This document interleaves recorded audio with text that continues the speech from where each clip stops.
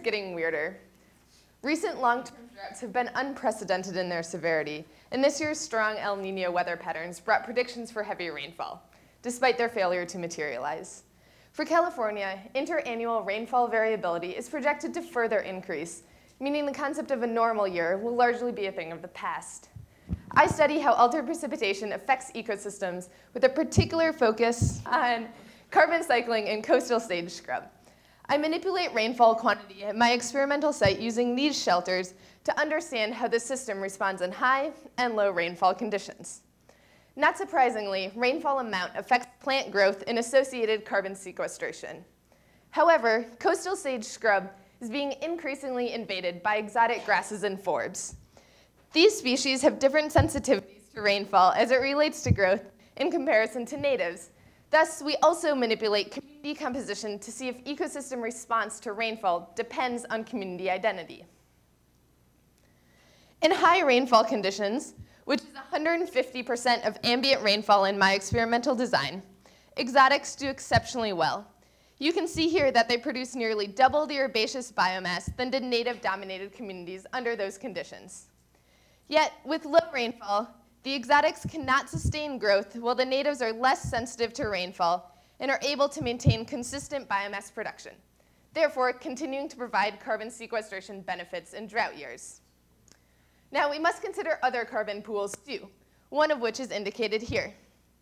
Senesced plant material is decomposed by soil microbial communities, which give off carbon dioxide. My research shows that exotics decompose much more readily than litter from natives, regardless of rainfall scenario. Thus, while high precipitation may promote biomass production by exotics, the increased decomposition rates associated with these species may diminish the overall effect on carbon storage. But how does this rudimentary equation for carbon storage is influenced by rainfall and invasion balance?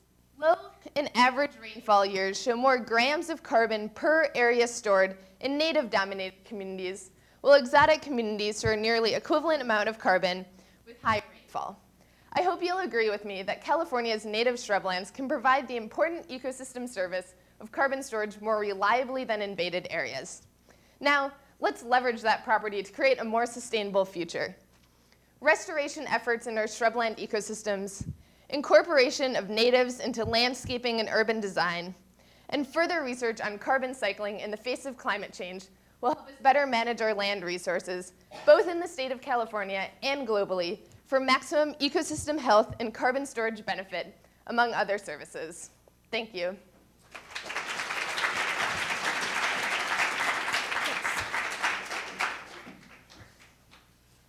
Thanks, Ellen. That's terrific, and I know that a lot of our campuses are underway with this type of work. So yeah, my lovely Photoshop there.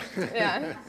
Actually, you can find it on some of the actual campuses. Yeah. Well, the cool thing about this Photoshop too is I took, well, this regular picture is from Google Earth, but I took this picture at the Scripps Coastal Reserve, which is one of the natural reserve sites that the University of California owns, and it's this great area. And it's used for research and outreach and education and community involvement and all of these great benefits. In this UCSD Hillcrest Medical Center, it occurs in historically shrub-dominated coastal sage scrub ecosystems. And we have the seed source. We have all of these resources that potentially be used there. Yeah. We actually have a quarter-long course that for undergraduates that travels to, I think, a dozen of the reserve stations. So, yeah, terrific. Thanks so much. Yeah, thanks.